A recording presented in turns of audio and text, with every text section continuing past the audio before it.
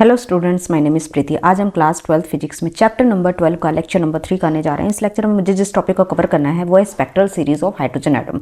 Before we switch to this topic, हम सबसे पहले एक क्विक रिकैप ले लेते हैं जितना मैंने पिछले लेक्चर्स में पढ़ा हुआ है। ठीक है, तो मैंने बोहर मॉडल डिस्कस किया था लास्ट लेक्चर में।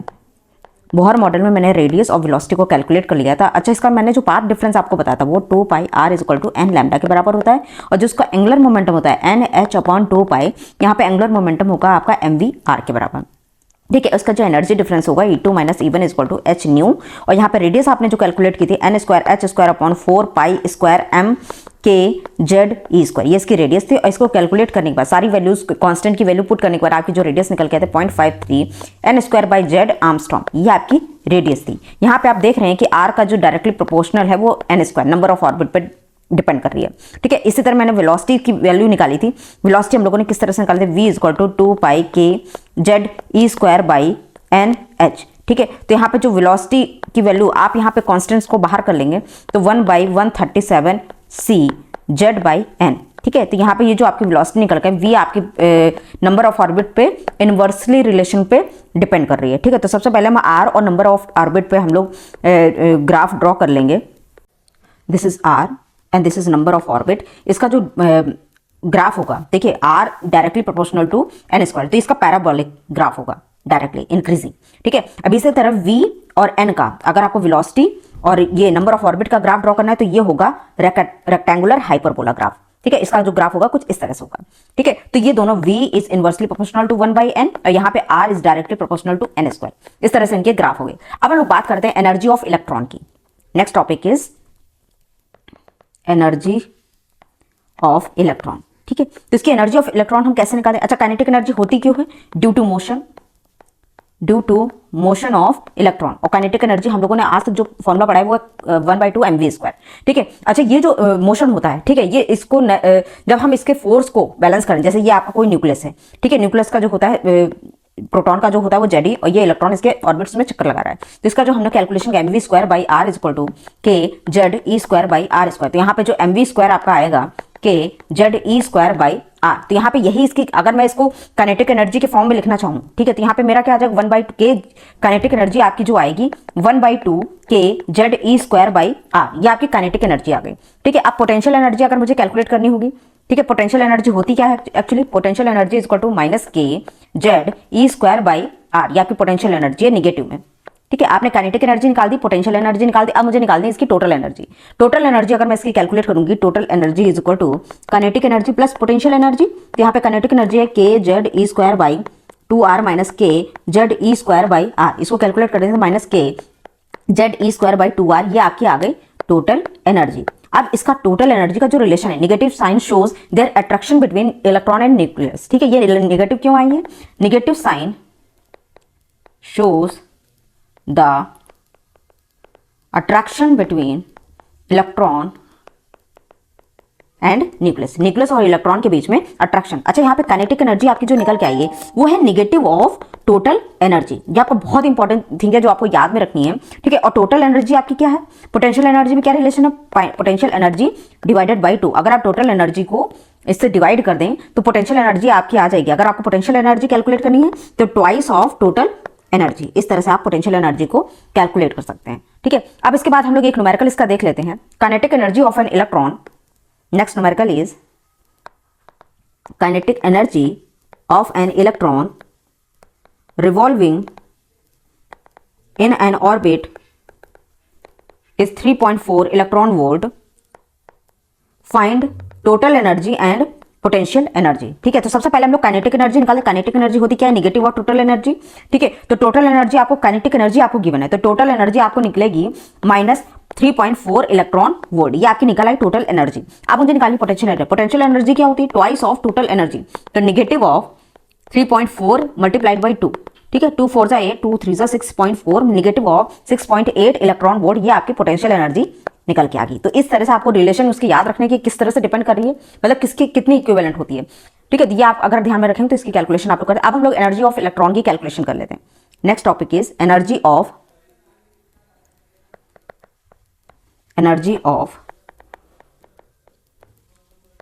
इलेक्ट्रॉन।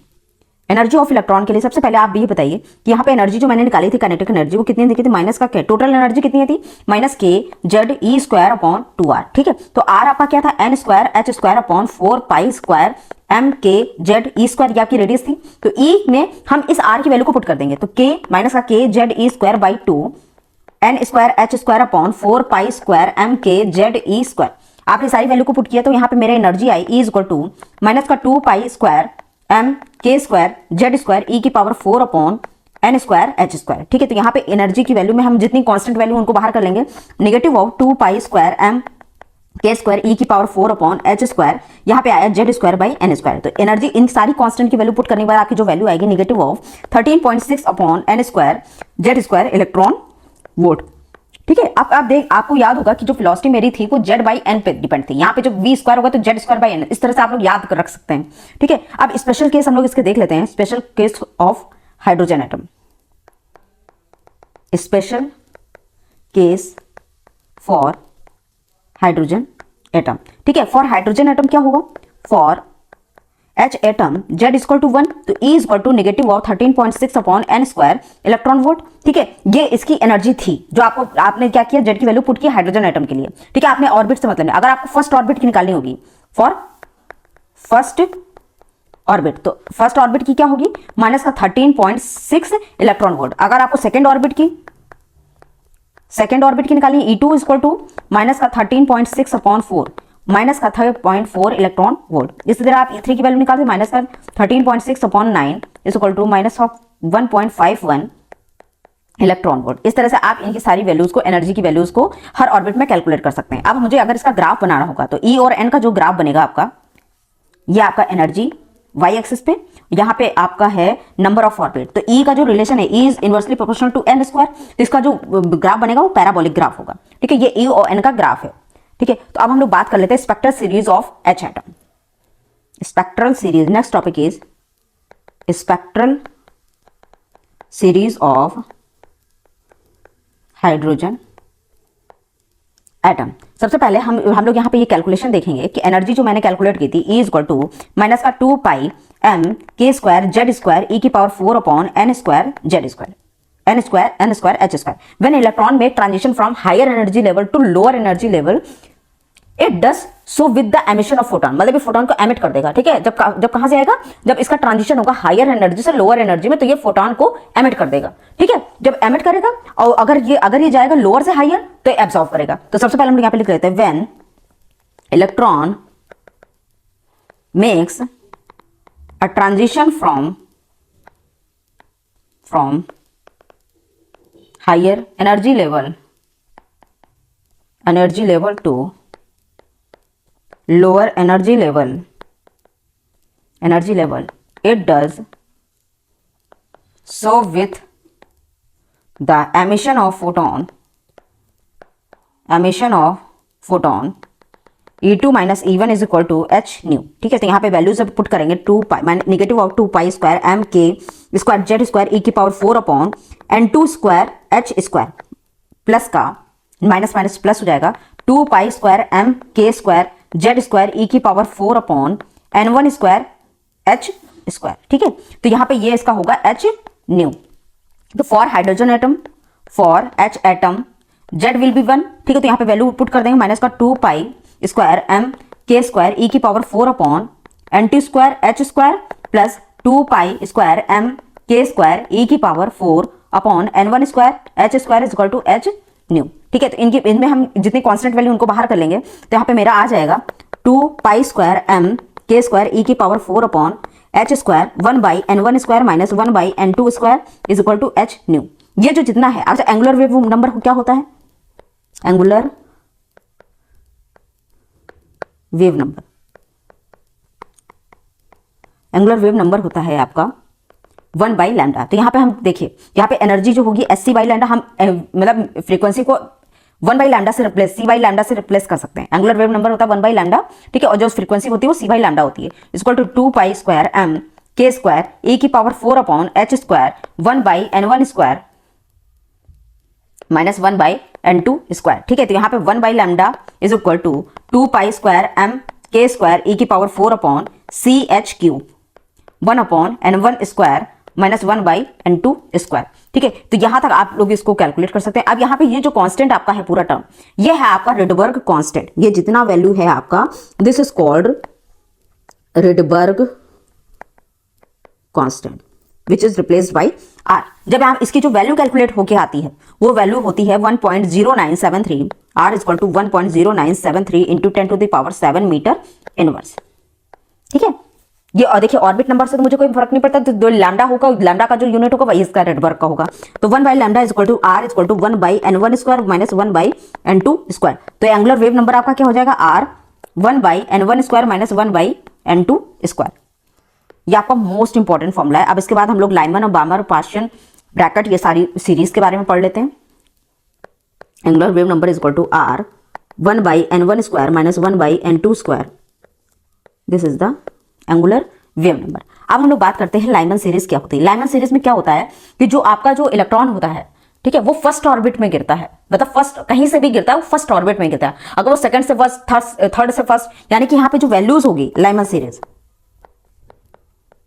लाइमन सीरीज, इसमें क्या होगा, n1 की वैल्यू तो 1 हमेशा रहेगी, लेकिन n2 की वैल्यू, आपका इलेक्ट्रॉन सेकंड से आ रहा है, थर्ड से आ रहा है, फोर्थ से आ रहा है, किस जगह से आ रहा है, तो एंगुलर वेव नंबर आपका होगा r is equal to 1 by 1 square minus 1 by n2 का स्क्वायर। मतलब n2 आपका कोई भी वैल्यू हो सकती है। ठीक है, तो यहां पे जो शॉर्टेस्ट फ्रीक्वेंसी होगी वो कहां पे मिलेगी मुझे, for shortest frequency n2 is equal to 2, n2 is equal to, मतलब जब आप सेकंड से फर्स्ट में गिराएंगे इलेक्ट्रॉन को तो वहां पे सबसे शॉर्टेस्ट फ्रीक्वेंसी, और for shortest wavelength, shortest wavelength, तो आपका जो इलेक्ट्रॉन है वो इंफिनिटी से आना चाहिए। अब रेडिएशन बिलोंग, और ये जो रेडिएशन इससे निकलती हैं, radiation belongs to UV region, ये जो रेडिएशन निकलती है इससे, ये यूवी रीजन से होती है। ठीक है, अब जो नेक्स्ट मेरी जो सीरीज है वो है बामर series. Next series is बामर series. तो बामर सीरीज क्या होगा, इसमें जो इलेक्ट्रॉन आपका होगा सेकंड ऑर्बिट में गिरेगा, तो वो जो n1 होगी वैल्यू होगी वो n2 होगी, और n2 की वैल्यू 3, 4, 5 कहीं से भी गिरेगा आपका इलेक्ट्रॉन। तो एंगुलर वेव नंबर क्या हो जाएगा, r mu is equal to r is equal to 1 by 2 square minus 1 by n2 का स्क्वायर। ये आपका होगा angular wave number. Radiation belongs to visible region, radiation belongs to visible region. ठीक है, अब इसकी शॉर्टेस्ट फ्रीक्वेंसी कहां पे मिलेगी, शॉर्टेस्ट फ्रीक्वेंसी मतलब जो n2 की वैल्यू होगी वो 3 होगी, और शॉर्टेस्ट वेवलेंथ के लिए, वेवलेंथ के लिए जो n2 की वैल्यू होगी वो इनफाइनाइट होगी। अब हम लोग नेक्स्ट सीरीज के बारे में बात कर लेते हैं, और जो रेडिएशन होती है वो विजिबल रीजन से बिलोंग करती है। अब हम लोग बात करते हैं पाश्चन सीरीज। ठीक है, तो यहाँ पे जो n1 की वैल्यू होगी, n1 इज इक्वल टू 3, और n2 की वैल्यू होगी 4, 5, 6, यहां से आपका इलेक्ट्रॉन, और जो रेडिएशन बिलोंग करेंगे आपकी, radiation will be belongs to infrared region, infrared region. ठीक है, अब ब्रैकेट सीरीज की बात कर लेते हैं हम लोग। ब्रैकेट सीरीज, इसमें इलेक्ट्रॉन कहां करेगा, n1 इज इक्वल टू 4 और n2 इज इक्वल टू 5, 6, 7 इस तरह से, और ये जो रीजन होगा वो भी इंफ्रारेड रीजन होगा, इंफ्रारेड रीजन। अब नेक्स्ट जो मेरी सीरीज है वो है पी फंड सीरीज। इसमें जो n1 की वैल्यू होगी, n1 इज इक्वल टू 5 और n2 की वैल्यू होगी 6, 7, 8, ये भी आपका जो रीजन होगा वो इंफ्रारेड रीजन होगा, इंफ्रारेड रीजन। अब हम लोग ड्रॉ कर लेते हैं energy level diagram. Next is energy level diagram. इसकी एनर्जी किस तरह से ड्रॉ करनी है, तो यहाँ पे जो मेरा होगा वो एनर्जी होगी, और यहाँ पे ये जो मेरा होगा वो n की वैल्यू होगी। तो इस तरह से energy n is equal to 1 पे जो एनर्जी होगी -13.6 इलेक्ट्रॉन वोल्ट, फिर उसके बाद कम से कम 10 इलेक्ट्रॉन वोल्ट का डिफरेंस होगा, तो n इज इक्वल टू 2 पे जो इसकी एनर्जी -3.4 इलेक्ट्रॉन वोल्ट, फिर उसके बाद थोड़ी सी ज्यादा, ठीक है, n इज इक्वल टू 3 पे इसकी जो एनर्जी होगी -1.51 इलेक्ट्रॉन वोल्ट, फिर उसके बाद थोड़ी सी कम होगी, ठीक है, n इज इक्वल टू 4 पे इसकी होगी एनर्जी -0.85 इलेक्ट्रॉन वोल्ट। इस तरह से आप लोग हर एनर्जी लेवल को कैलकुलेट कर सकते हो। तो ये है इसका एनर्जी लेवल डायग्राम। ठीक है, तो कैलकुलेशन करने के बाद यहाँ पे जो एनर्जी आपकी इसकी आएगी -0.54 इलेक्ट्रॉन वोल्ट, यहाँ पे आएंगे -0.38 इलेक्ट्रॉन वोल्ट। इसके आगे जो है और इनफाइनाइट पे जो इसका होगा n is equal to infinite पे इसकी एनर्जी हो जाएगी 0। देखिए जब आपका जो इलेक्ट्रॉन सेकंड से फर्स्ट में गिरेगा, थर्ड से फर्स्ट में गिरेगा, इस तरह से गिरेगा, तो ये होगी आपकी लाइमन सीरीज। ठीक है, जब आपका देखिए यहां से सेकंड पे गिरेगा, जब आपका इलेक्ट्रॉन कहीं से भी, तो ये होगी बामर। ठीक है, तो इस तरह से यहां पे जब गिरेगा इस तरह से, तो ये होगी पास्चन। फिर इस तरह से यहां पे जब गिरेगी, यहां इस तरह से आपके इलेक्ट्रॉन फॉल गिरेंगे, तो ये होगी ब्रैकेट। इसी तरह से यहां पे जब देखिए यहां पे गिर चुके, तब यहां पे इस तरह से ये होगी आपकी Pfund series, n is equal to 5। ठीक है, 5 से शुरू होगा पी फंड सीरीज। तो ये इसकी जो है, और ये जो बिलोंग करती हैं यूवी रीजन से, these Lyman series are belongs to UV region, और ये जो बिलोंग करते हैं ये विजिबल, और जो तीसरा वाला जो मेरा बिलोंग करता है वो इंफ्रारेड रीजन, और ये सारी इंफ्रारेड रीजन्स। ठीक है, तो बाकी की तीनों इंफ्रारेड रीजन से बिलोंग करती हैं, और पहली वाली जो यूवी रीजन से, सेकंड वाली विजिबल, बामर वाली विजिबल रीजन से। अब हम लोग बात करते हैं limitation of Bohr model. Bohr model की भी कुछ लिमिटेशन थी। Limitation of Bohr's model. सबसे पहले लिमिटेशन क्या थी इसकी? It is only applicable for the atom only have single electron. मतलब केवल हाइड्रोजन एटम के लिए इन्होंने एक्सप्लेन किया, और किसी भी एटम के लिए इन्होंने एक्सप्लेन नहीं किया। तो सबसे पहले लिख लेते हैं, it is only applicable for atom with single electron and not in case of atom with 2 or more electron. मतलब इन्होंने हीलियम, लिथियम, इन सब के लिए एक्सप्लेन है, केवल हाइड्रोजन एटम के लिए इन्होंने एक्सप्लेन किया। अब इसकी सेकेंड लिमिटेशन क्या थी कि इट कुड नॉट प्रेडिक्ट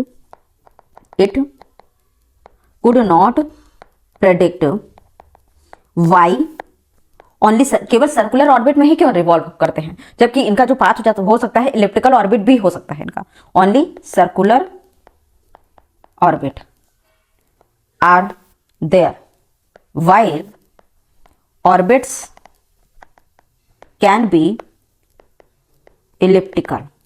मतलब ऑर्बिट्स आपके इलिप्टिकल भी हो सकते हैं। ठीक है, तीसरा जो इनका जो लिमिटेशन था, it could not explain the splitting of spectral lines in magnet. मतलब मैग्नेटिक फील्ड में जो ये इनकी एनर्जी थी वो कुछ फ्लक्चुएट हो रही थी। ठीक है, तो उसके दो इफेक्ट है, मैग्नेटिक फील्ड और इलेक्ट्रिक फील्ड में इनकी वैल्यूज डिफरेंस हो रही थी, वैल्यूज अलग अलग चेंज होकर आ रही थी। तो उसको इन्होंने ये बताया, it could not explain the splitting of spectral lines in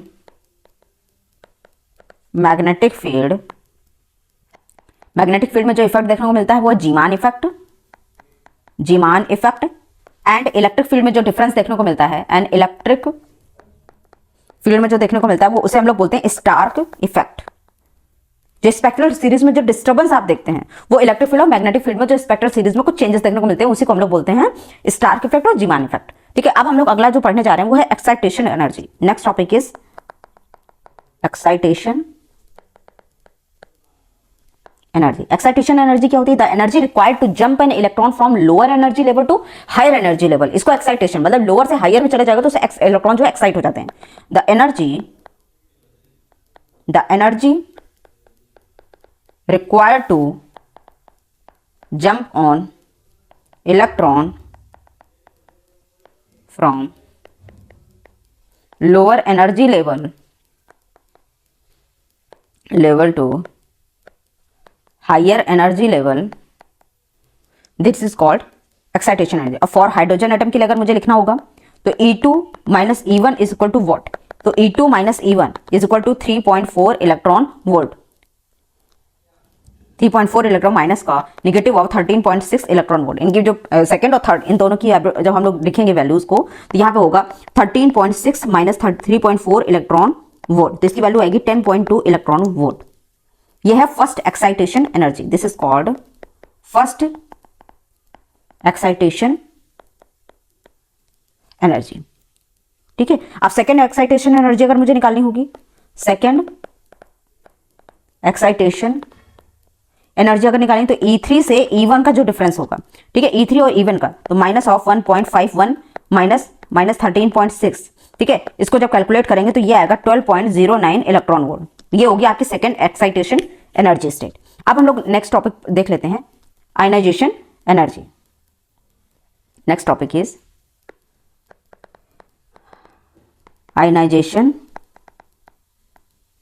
energy. Ionisation energy का द एनर्जी रिक्वायर्ड